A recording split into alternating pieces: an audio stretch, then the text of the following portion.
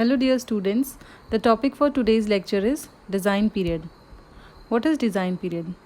Design period is the future period or the number of years for which a provision is made in designing various components of water supply scheme.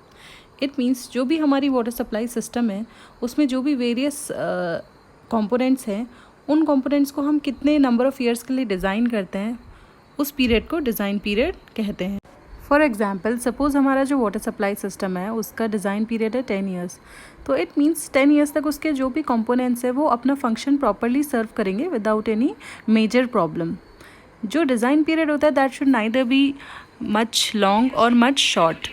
It means that design period जो है वो बहुत ज़्यादा भी नहीं होना चाहिए कि कंपोनेंट की जो अपनी लाइफ है उसे एक्सीड कर जाए, और बहुत शॉर्ट भी नहीं होना चाहिए कि हमें जो मेंटेनेंस पीरियड है वो बहुत शॉर्ट इंटरवल में करने पड़े. दस डिज़ाइन पीरियड ना तो ज़्यादा लॉन्ग ना ज़्यादा शॉर्ट होना चाहिए. Now what is the need for this design period? So generally जो हमारा वाटर सप्लाई सिस्टम होता है उसमें बहुत ही ह्यूज एंड कॉस्टली स्ट्रक्चर्स होते हैं. For example dams, reservoirs and treatment units etcetera.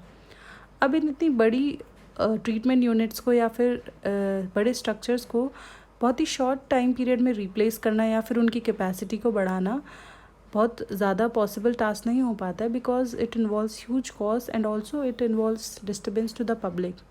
So basically हम क्या करते हैं, जब भी हम इन कंपोनेंट्स को डिज़ाइन करते हैं तो हम उनको प्रेजेंट पॉपुलेशन के लिए ना डिज़ाइन करने के बदले कुछ पर्टिकुलर टाइम ऑफ ईयर्स के बाद जितनी पॉपुलेशन होगी उसके लिए डिज़ाइन करते हैं, सो दैट वो उन पर्टिकुलर ईयर्स के बाद भी अपना पर्पस सर्व करता रहेगा. एंड इन्हीं पर्टिकुलर नंबर ऑफ़ ईयर्स को हम कहते हैं डिज़ाइन पीरियड.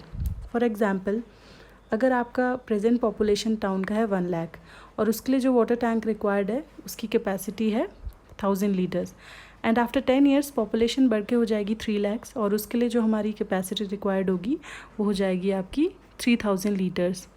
तो हम क्या करेंगे, वाटर टैंक को 1000 लीटर्स के लिए ना डिज़ाइन करते हुए 3000 लीटर्स के लिए डिज़ाइन करेंगे, जो कि 3 लाख की पॉपुलेशन को भी प्रॉपरली सर्व कर पाएगा. और इस तरीके से हमारा जो वाटर टैंक का डिज़ाइन पीरियड है वो हो जाता है 10 ईयर्स. मींस अभी हम टैंक को डिज़ाइन कर रहे हैं लेकिन वो आने वाले 10 सालों तक अपना फंक्शन प्रॉपरली सर्व करेगा. So this is the relevance of design period. Means existing conditions के लिए ना डिज़ाइन करते हुए हम किसी particular future number of years के लिए भी अपने कंपोनेंट्स को डिज़ाइन करते हैं. Next are the factors governing the design period. The first factor is useful life of component structures. It is very obvious that जो भी हमारे कंपोनेंट है वो जिस भी मटेरियल के बन रहे हैं उनकी कुछ पर्टिकुलर एज होगी.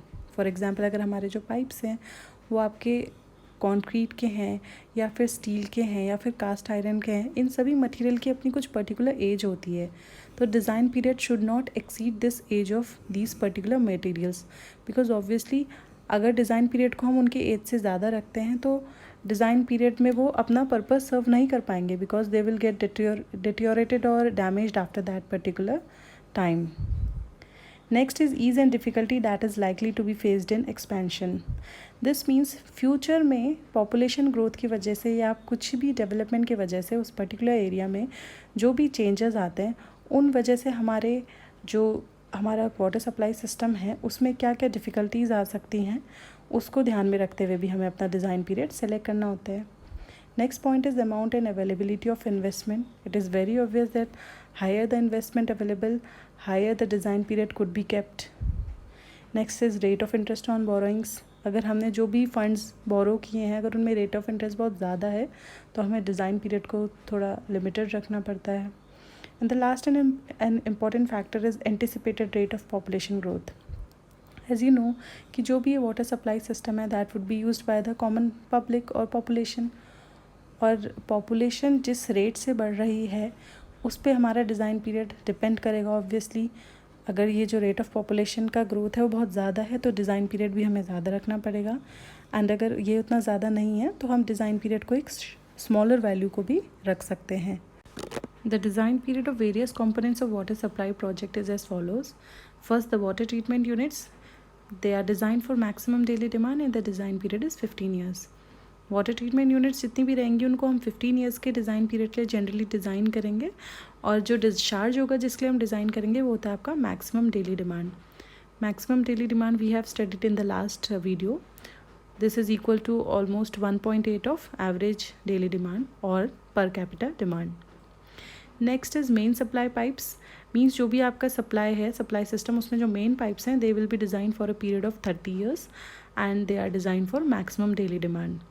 Next is well and tube wells, means कि आपके सोर्स ऑफ वाटर हैं, तो they again are design for maximum daily demand and the design period is 30 to 50 years. यहाँ पे आपका जो डिज़ाइन पीरियड है वो ज़्यादा इसलिए है बिकॉज सोर्स में ऑब्वियसली आपका पानी अवेलेबल रहना चाहिए for a larger period of time, तो दैट इज़ वाई यहाँ पे जो डिज़ाइन पीरियड की वैल्यू अडॉप्टेड है वो ज़्यादा है, 30 to 50 years. Next is demand reservoir. Reservoir means जिसमें कि आपका वो स्ट्रक्चर जिसमें कि आपका पानी हमने स्टोर कर रखता है सो दैट जिस समय शॉर्टेज होगा वाटर का उसको हम इन स्ट्रक्चर्स के थ्रू सप्लाई करते हैं.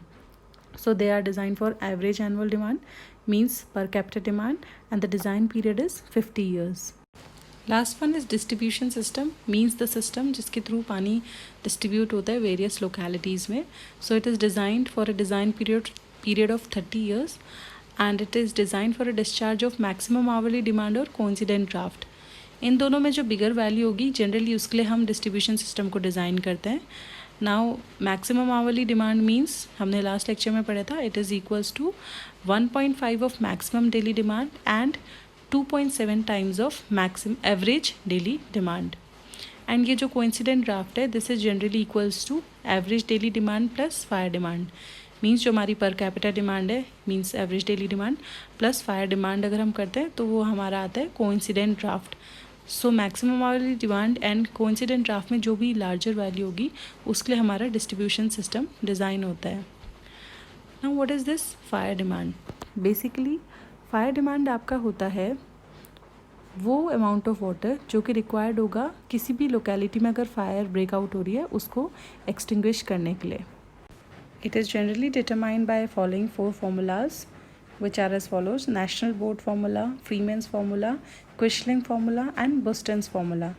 इन सारे formula में जो Q है that is the quantity of water required to extinguish the fire in liters per minute and P is the population of town in thousands. You have to remember that ये जो P है population ये thousands में आपको put करनी है. For example अगर किसी भी town की population है 3 lakh और अगर आपको वहाँ की फायर डिमांड कैलकुलेट करनी है तो आप ये जो पी की वैल्यू पुट करेंगे उसको 3 लाख नहीं पुट करेंगे, पॉपुलेशन को हमें थाउजेंड्स में पुट करना है. So 3 lakh equals to 300,000.